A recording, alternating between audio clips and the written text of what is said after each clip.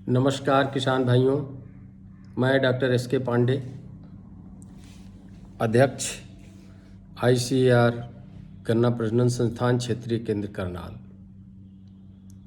आपके प्रश्नों का उत्तर देने के लिए मैं हाजिर होता हूं। उसी क्रम में आज मुझे एक प्रश्न आया है कि हमारे गन्ना की फसलों के सूक्ष्म तत्वों, पोषक तत्वों के बारे में जानकारी दें।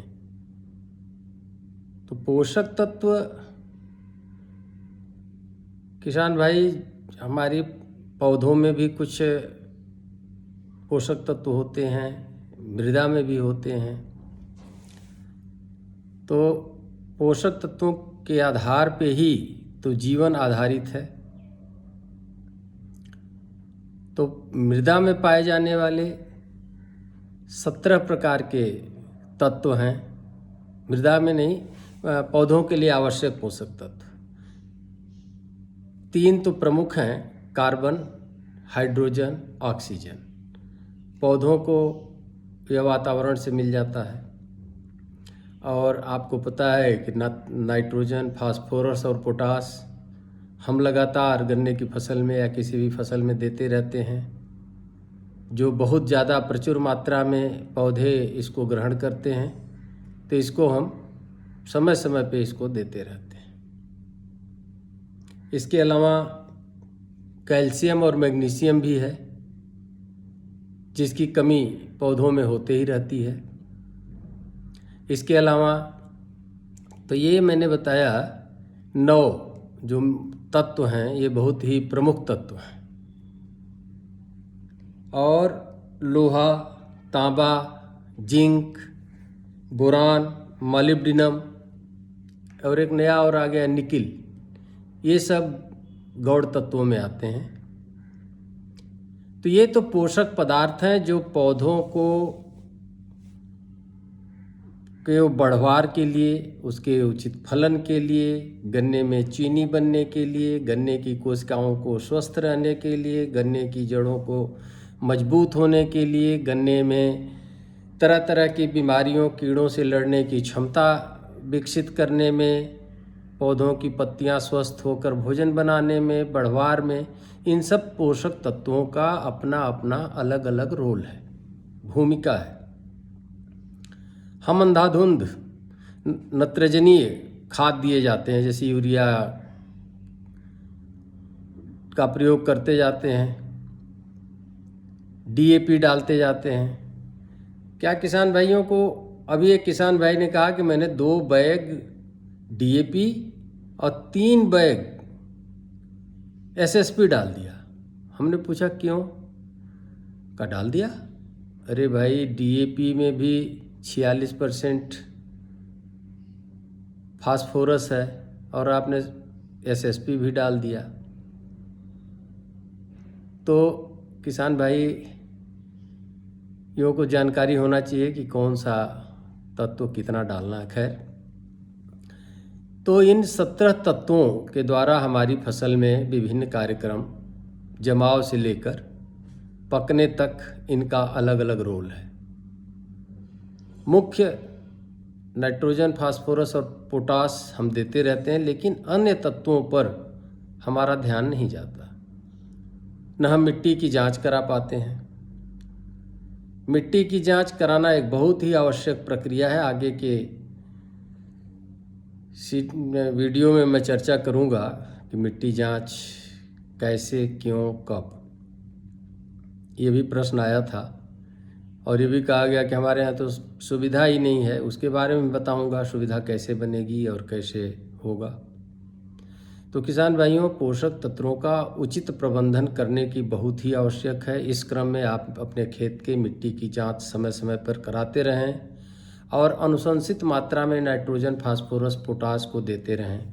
अभी तक ये कहा जाता था कि हरियाणा, पंजाब और पश्चिमी उत्तर प्रदेश के कुछ क्षेत्रों में पोटास की भरपूर प्रचुर मात्रा है, पोटास देने की आवश्यकता नहीं है। मैं आपको बता दूं, पोटास की बहुत ही आवश्यकता है और हर किसान भाइयों को अपने खेत में हर साल 33 से 35 किलोग्राम म्यूरेट ऑफ पोटाश के रूप में पोटेशियम खेत में उपलब्ध कराने की सख्त ज़रूरत है।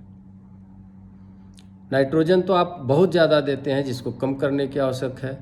और फास्फोरस भी एक बैग मतलब 50 kg का जो एक DAP का बैग है वो काफ़ी है, या SSP से देना चाहते हैं तो 2 बैग SSP पर एकड़ काफ़ी है, बहुत ज़्यादा है।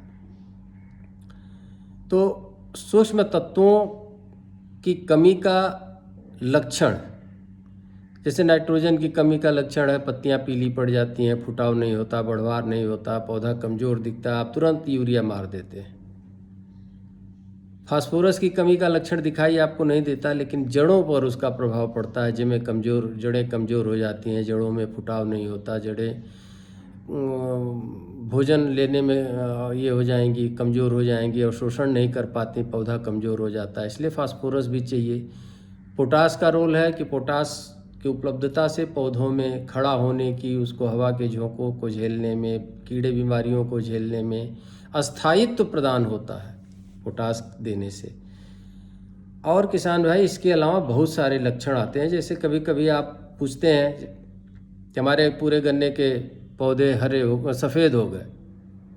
सफ़ेद होने का मतलब है लोहा की कमी।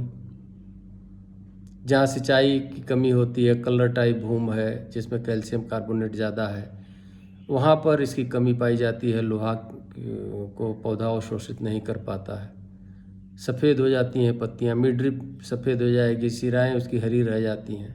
इसी तरह जिंक है, मध्य सिरा के अगल बगल सफ़ेद सफ़ेद धारियाँ बन जाती हैं, तो जिंक का लक्षण है। जिंक में भी पत्तियाँ कटी फिटी हो जाती हैं, क्लोरोफिल की कमी हो जाती है, पत्तियाँ भोजन नहीं बना पाती, पौधे कमज़ोर हो जाते हैं। सल्फ़र, गन्ने में सल्फ़र की भी कमी पाई जा रही है किसान भाई। तो सल्फ़र की कमी में क्या होता है, पत्तियाँ छोटी रह जाती हैं, पीली हो जाती हैं, मुड़ी तुड़ी रहती हैं पत्तियाँ, और क्या पत्तियाँ सूखती नहीं हैं सल्फ़र में। बोरान में भी पत्तियों पर इसका आता है। गोफ में स्प्रिंग सी बन जाती है, पत्तियां मुड़ी तुड़ी होती हैं, छोटी रह जाती हैं, पत्तियां आपस में उलझ भी जाती हैं, तो ये बोरान का सिम्टम है।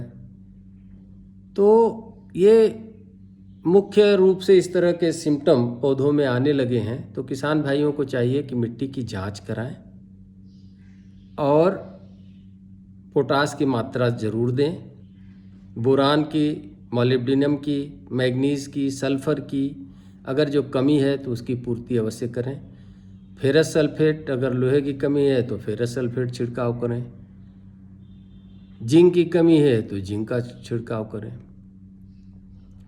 और रही बात कि अगर समन्वित प्रबंधन की पोषक तत्वों के, तो हम खेत में कंपोस्ट, गोबर की खाद समय समय पर डालें। हरी खाद, ग्वार, लोबिया, ढैंचा, सनई आदि फसलों की हरी फसल लें। प्रेस मड जो मैली होती है चीनी मिल की, उसको डालें। खेत में बहुत ज़्यादा पानी न दें। इस तरह से करके हम अपने पोषक तत्वों को मैनेज करना बहुत ज़रूरी है। इसलिए मैंने आज किसान भाई आप लोगों को एक मोटी मोटी जानकारी दी कि पोटास का क्या रोल है। अगर मानव शरीर में इस समय क्या होता है, हम बीमार पड़ते हैं, डॉक्टर के पास जाते हैं, अगर दवाई की दुकान पर जाते हैं तो अंदाज़ा से दवाई दे देता है। उसी प्रकार आप सीधे पेस्टिसाइड डीलर के पास, फर्टिलाइज़र डीलर के पास जाते हैं, उसके पास जिसकी एजेंसी है उठा के बोरा भर दे देता है, आप डाल देते हैं। मिट्टी जांच में बहुत कम पैसा लगता है। मिट्टी जांच कराना है तभी पता चलेगा। हम जब डॉक्टर के पास जाते हैं तो हमारा खून का जांच होता है, पता चलता है कि इसमें किस चीज़ की कमी है, दवा दे दी जाती है, कमी पूरा हो जाता है, बीमारी ठीक हो जाती है। इस तरह हमारे पोषक तत्वों की कमी से भी पोषक बीमारियां होती हैं जो पौधे विभिन्न समय पे अपना अपना लक्षण देते हैं। तो मिट्टी जांच कराने के बाद ही पता चलेगा, और जो कुछ मोटा मोटा लक्षण हमने बताया उसके आधार पे आप निर्धारित कर सकते हैं कि किस पोषक तत्व की कमी है। किसान भाइयों, इस जानकारी को अधिक से अधिक इस वीडियो को शेयर करें, लाइक करें, बेल आइकन को दबाएं, सब्सक्राइब करें। धन्यवाद। अगली वीडियो में फिर मिलते हैं। धन्यवाद।